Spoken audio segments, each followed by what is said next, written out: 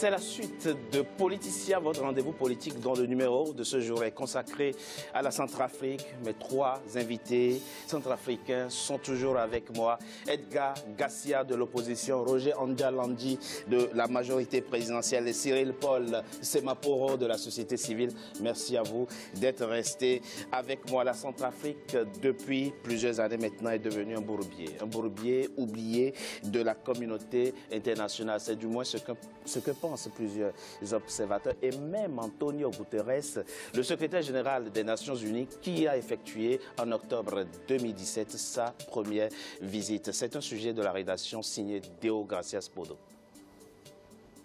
Selon les conclusions d'un groupe d'experts des Nations Unies publié courant décembre 2017, la situation en République centrafricaine devient de plus en plus inquiétante. Il est relevé une détérioration des conditions de sécurité causée entre autres par l'expansion des groupes autoproclamés d'autodéfense, la lutte d'influence entre les différents groupes armés et surtout le manque de progrès dans la restauration de l'autorité de l'État dans plusieurs localités du pays. Mais malgré l'accumulation de témoignages et de rapports accablants, le silence de la communauté internationale demeure assourdissant. Je dois dire qu'à Bria, j'ai été très peiné de voir une ville coupée en deux, et de voir d'une part les populations chrétiennes, d'autre part les populations musulmanes, ces populations civiles qui dans les deux camps ont connu des victimes.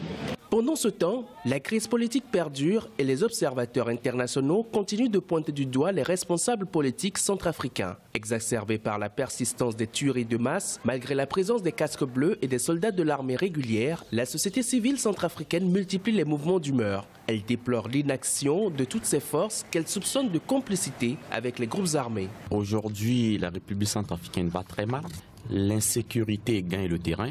Aujourd'hui, on parle de Bangassou 1, Bangassou 2, Bria 1, Bria 2, Bokaranga et autres. Vous remarquez que là, il s'agit effectivement de l'insécurité qui gagne le terrain. Et à un moment donné, il va falloir qu'on se lève pour dire non. Près de 300 000 déplacés internes, 65 000 réfugiés dans les pays voisins. Depuis le coup d'État de mars 2013 en Centrafrique, le pays peine à sortir du chaos. Les exactions se multiplient, l'Union africaine, l'Union européenne ou encore les Nations unies, toutes semblent avoir privilégié les voies des condamnations sans véritable incidence sur la réalité sur place. À la tribune de l'Assemblée générale des Nations unies en septembre 2017, le président centrafricain Faustin Archange Touadéra n'avait pas manqué de réaffirmer sa volonté à faire réussir les efforts de paix en dépit de ses capacités limitées. La République centrafricaine a indéniablement besoin d'appui financier, matériel et technique. La communauté internationale est exhortée à aller au-delà des promesses.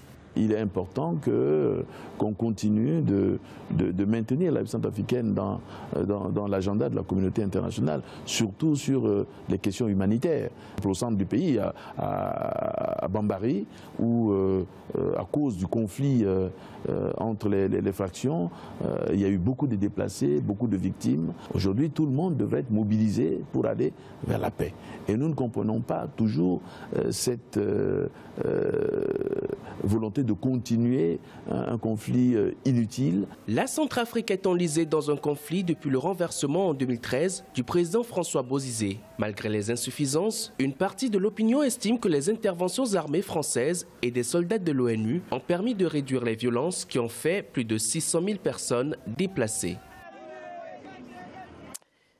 Il faut maintenir la Centrafrique dans l'agenda de la communauté internationale, dit le président Faustin Archange Touadéra.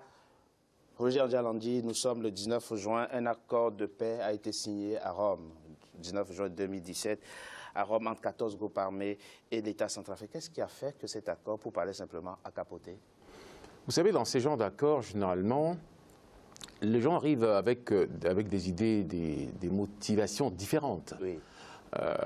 Il se trouve que, même indépendamment du fait que ça soit négocié à l'extérieur, il y a dans le cadre donc, du comité consultatif donc, du DDR, il y a un dialogue national qui se poursuit. Il y a donc les experts de l'Union africaine qui nourrissent aussi un débat, enfin un dialogue. Mais la question, c'est que finalement, quand les gens viennent négocier, ils négocient quoi finalement? S'ils viennent négocier simplement le fait qu'on doit leur garantir, on va les soustraire à la justice, on ne négocie pas. D'accord. C'est ça la question finalement. Donc vous pensez finalement que ce qui a fait que cet accord a échoué, c'est le désir de certains belligérants de la crise de votre pays d'échapper à la justice. Oui, c'est cette duplicité. C'est bien cela. Oui, mais d'abord, revenons à la symbolique. Pourquoi aller à Rome négocier un accord avec des groupes armés centrafricains? Comment se fait-il que le président Faustin Archange Touadéra, alors que nous avons un environnement sous-régional, nous avons un environnement continental, accepte tout simplement, va jusqu'à Rome pour négocier avec les groupes armés? Ça se fait de manière régulière. Oui, ça se fait de manière on appartient à la communauté internationale. Donc, je veux dire qu'il n'y a pas de souci à aller négocier à l'extérieur. Bon, la preuve, 24 heures après, ça a été un pétard finalement, un pétard mouillé, c'est accord. Non, mais c'est pas ça. Je veux dire qu'on appartient. Alors, vous avez souhaité que je réponde tout à l'heure à la problématique Gatien aurait soulevée, du type sous Sampanza. Parce qu'il a dit quelque chose que je trouve sensé, en tout cas. Du point de vue, au regard du constat, c'est que les mois qui ont précédé l'élection présidentielle étaient des mois calmes dans votre pays, pour ainsi dire. Et après l'arrivée du président Faustin Archange Touadéra, on a l'impression que le boubia a repris. Qu'est-ce qui explique justement cette variation brutale de la situation sécuritaire dans votre pays? Mais simplement parce qu'il y a une variation aussi au niveau des forces, simplement. À un moment donné, vous aurez remarqué quand même que il y a eu le retrait de Sangaris, il y a eu le retrait des troupes congolais qui sont retirées, il y a eu le retrait de la troupe américaine et compagnie. Je veux dire que l'ensemble de voilà, il y a cet aspect des choses là. Je veux dire, l'état de force sous Sampanza n'est plus le même, que l'état de force à l'arrivée du chef de l'État, François Touadéra. Donc c'est aussi simple que ça la problématique. De la force française de Sangaris, c'est d'ailleurs toute une polémique qui existe en ce moment dans votre pays par rapport à cette question. On dira simplement une question de mœurs qui alimente l'actualité. On pourra en dire quelques mots avant la fin de cette émission. C'est effectivement le retrait de la force Sangaris, de la force française qui explique la résurgence de ces groupes armés. Ce n'est pas que le retrait des forces Sangaris. Mais pourquoi est-ce que les gens ne veulent pas dire les choses comme il se doit? Vous savez, moi, le pays, la Centrafrique, c'est un réservoir. Nos richesses, nous sommes accablés à cause de ce que nous avons. Mais les gens ne veulent pas dire ces vérités-là, c'est des vérités crues. Mais chacun a son cahier, les gens, ils ont leur cahier de charge. Ils veulent chacun avoir une part de gâteau. Et les gens sont tués, les gens sont pris en étau, le pays ne sera pas tranquille tant que vous n'aurez pas signé tel ou tel accord, tant que vous ne leur faites pas plaisir aux gens qui sont derrière tous ces manigances-là. La Centrafrique, je disais tout à l'heure, c'était un Eldorado. Tous les vipères, tous les chasseurs d'opportunités, tous les mercenaires de la sous-région se retrouvent en Centrafrique.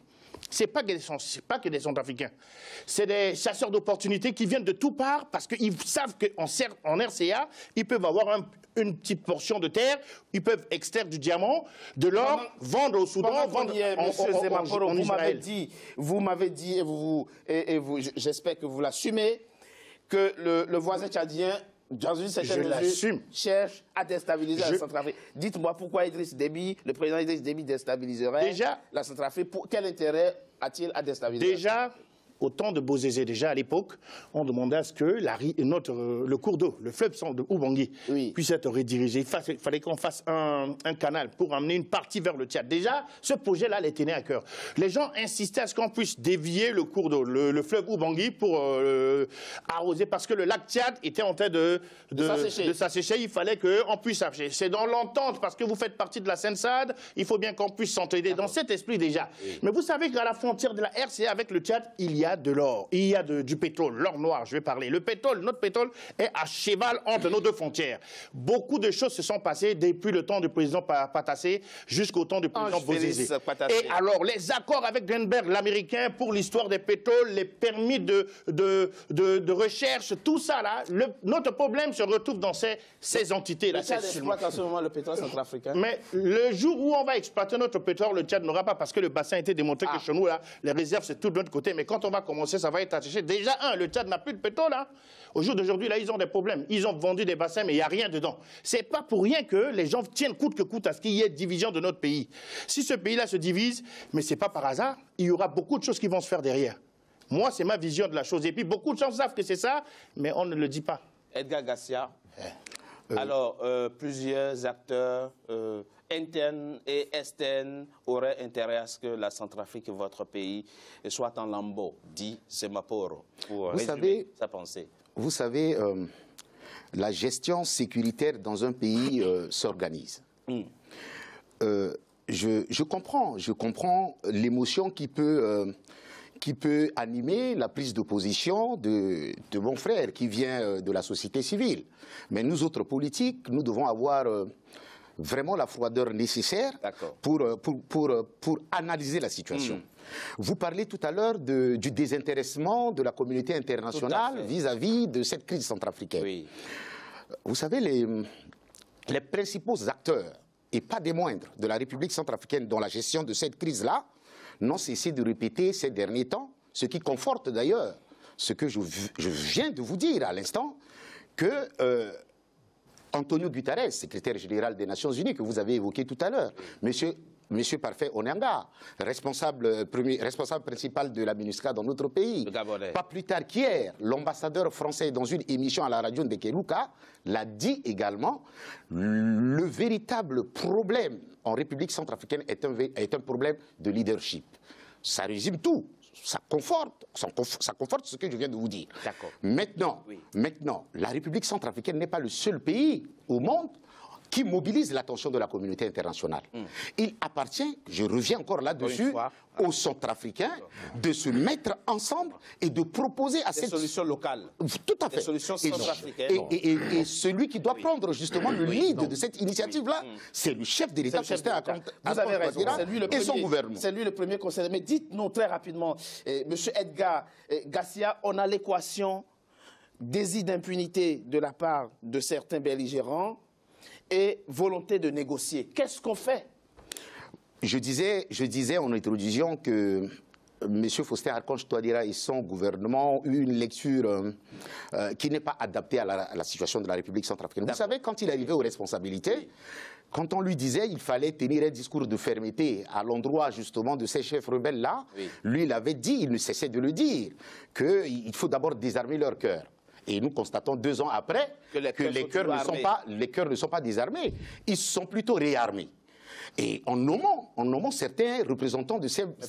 Pouvait-il faire autrement? Non, pouvait-il faire autrement? Vous savez, la communauté internationale, quand on incrimine, à juste ou à tort, je peux par exemple vous dire que oui, dans certaines régions où nous notons la présence de la MINUSCA, où on exerce de la violence sur les populations devant l'indifférence, on peut le dire, de la MINUSCA, c'est vrai, ça peut interpeller des consciences. Ça peut gêner justement la lecture que la population centrafricaine peut avoir justement de cette communauté internationale. Mais je reviens encore là-dessus, il nous appartient à nous de proposer à cette communauté internationale-là une solution locale pour qu'elle vienne nous appuyer dans sa mise en application. D'accord. Monsieur Edgar Garcia, on a un cas concret. Moi, je vous ai posé une question concrète. Que fait-on avec les groupes armés? On discute ou on ne discute pas? Aujourd'hui, vous savez, la situation a évolué. Nous avons 3 bataillons qui ont été formés par la mission européenne de l'UETM. Oui. Nous avons appris ces derniers temps l'arrivée des armes fournies par l'URSS. Aujourd'hui, ces responsables-là sont connus. Monsieur Andialandi, qui représente la majorité présidentielle sur votre plateau, ne peut pas être capable aujourd'hui de nous dire le mandat d'arrêt que le gouvernement a initié pour l'arrestation de ces chefs rebelles qu'on a identifiés. Par exemple. Mais il est là, il va nous répondre, monsieur Andialandi. Non, mais la question, c'est pas vraiment... Lui, le discours de monsieur Garcia est clair. Il ne faut pas négocier. Désarmer les cœurs dont parlait le président Faustin Archange Touadéra quand il a pris le pouvoir. Pour lui, il dit que c'est une fausse stratégie. Il faut être ferme. Et donc, il demande si des mandats d'arrêt ont déjà été émis et si effectivement des chefs rebelles ont pu. Mais quand même, il y a un qui a été jugé quand même il n'y a pas très longtemps. Mais je crois que... en l'occurrence. Mais allez, répondez. Non, la question, c'est pas ce niveau-là. Je crois la question, c'est au niveau de la vision, finalement, parce que la vision du chef d'État est claire là-dessus. C'est pas question de lancer un mandat d'arrêt. Non, c'est pas ça. Le problème est que c'est quoi la vision? La vision du chef d'État, c'est d'abord de négocier, voilà, ça marche pas, et simplement. Non, c'est pas ça. C'est-à-dire qu'on ne peut pas aujourd'hui discuter donc avec les groupes armés sans pour autant simplement penser que les choses vont se faire de cette manière-là. Dites-nous la vision. Allez-y, expliquons. Expliquez-nous. Faites un peu de pédagogie, monsieur Andjalandi. Oui, mais c'est ce que je... Alors d'abord, il y a un élément, il y a un premier élément, c'est que vous étiez en train de dire la contre-vérité ici, qui consistait à dire que la communauté internationale se serait désintéressée, donc la République centrafricaine. Ce qui est totalement faux.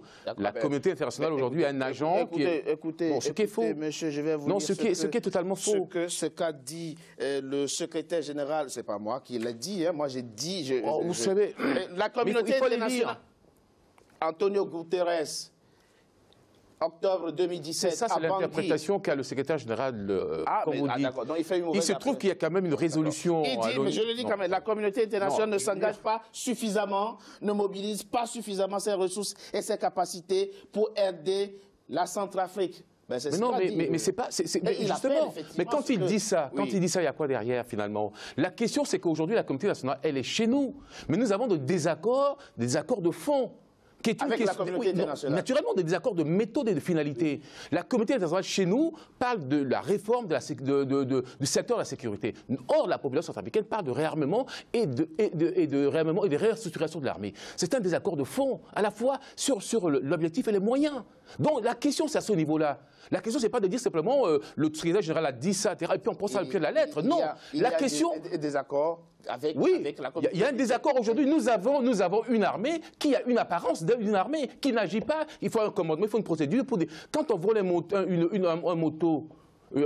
quand on vole une mobilette dans un village et que derrière on brûle un village, on brûle tout un village après derrière, c'est qu'il y a un problème, c'est qu'il y a un problème de commandement derrière. Il y a un concept d'opération qui est derrière. Donc la question fondamentale, pendant que la communauté nationale continue de nous dire va faire une réforme de la sécurité, vous savez, en nous, c'est que le besoin du pays aujourd'hui, et c'est sur ça justement, puisqu'on parle de l'arrivée des Russes, etc., le besoin c'est de réarmer, de restructurer l'armée et d'armer, de donner les moyens. Donc il y a une problématique. Il y a une solution en termes de capacité. Il y a une solution en termes de capacité, justement. Mais oui, mais c'est ça le problème. Parce que je vous ai laissé vous abuser un peu, mais par moment, il faut arrêter ça. Vous datez d'abord, les reportages sont datés. Il y a des reportages de plus d'1 an, alors que la situation a évolué sur le terrain. Quelle situation? La situation a évolué sur le terrain. Mais dans quel sens? Mais dans le sens que simplement, aujourd'hui, il n'y a pas une guerre entre les groupes armés et la population. Non. Nous sommes dans une autre économie de guerre. Cette économie-là, c'est de la prédation. Ça n'a rien à voir. Il se trouve que nous avons en face de nous, nous n'avons pas les moyens. Je vous disais tout à l'heure au début que justement, quand on veut la sécurité, il faut des hommes. Il se trouve que nous n'avons pas ces hommes-là, nous sommes en train de les former. Et pendant ce temps-là, justement, la MINUSCA devait intervenir. Or, la MINUSCA a une autre conception des opérations, de l'emploi des forces. Non. Elle n'intervient que si et seulement si. Vous savez que la question du mandat n'est pas une question de conception. La question du mandat n'est pas une question de conception, c'est ce que vous avez négocié à la base. Quel est le mandat que vous avez négocié? La MINUSCA n'a pas vocation à se substituer. Non, naturellement. Justement, il se trouve qu'elle a une apparence, la MINUSCA a une apparence armée aujourd'hui. Et la population croit à cette apparence-là. Il se trouve que non, dans les faits, non. Il y a une procédure, il faut demander à New York pour qu'on déclare qu'on tire un fusil, et etc. Donc il y a un certain nombre de problèmes aujourd'hui dans le pays. Et donc c'est cette question, c'est ce désaccord qui est fondamental. Si vous voyez pas ces désaccords-là, et vous pensez que simplement parce que le secrétaire général de la société générale a déclaré tel et qu'on vient ici écraser sur toi des drapeaux, dit oui, ce ne serait pas lui qui aurait, etc. Mais non, je vous dis que la sécurité, la paix, on peut l'obtenir que si on a des hommes. Vous savez que il faut les former, les hommes. Vous venez de rappeler tout à l'heure qu'il y a 3 bataillons. Vous me tiendrez le même discours? Mais non. Ah non, j'espère. On marque un coup de pause. On y va. Quelques instants pour la troisième partie de notre émission. À tout de suite.